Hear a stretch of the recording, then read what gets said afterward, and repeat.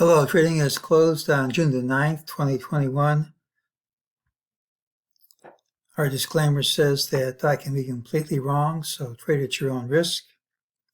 Please follow the rules of my channel and click like and tell your friends if you find the channel helpful. Today we call for the pattern with the early high. Tends to be a down day with a low in the final hour. We got that. Tomorrow should also have the early high. I gave a number of reasons for expecting a big move today. That did not happen. Instead, we had another day which closed on a percentage basis essentially unchanged, less than 1/4%.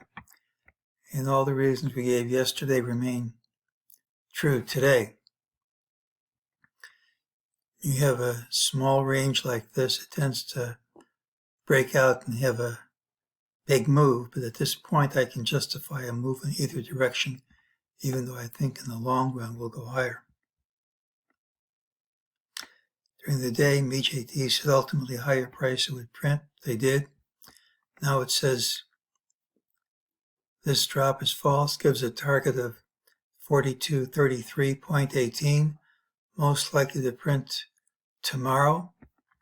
Unless we gap down, that'll have to be my call, but I'm not saying gapping down is impossible.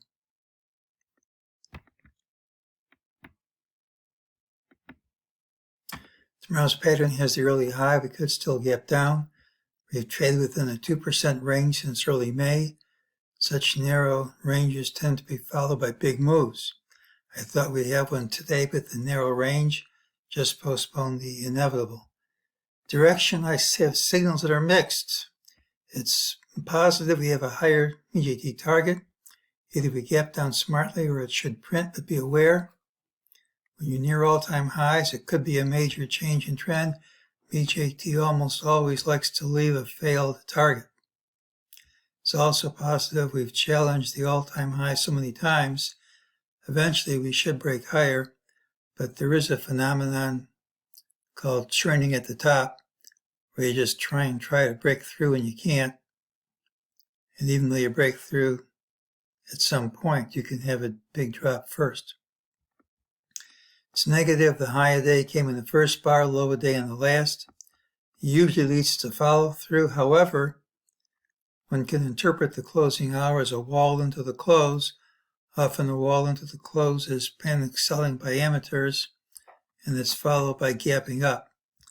So I really have signals that are pretty mixed. I think a big move is coming.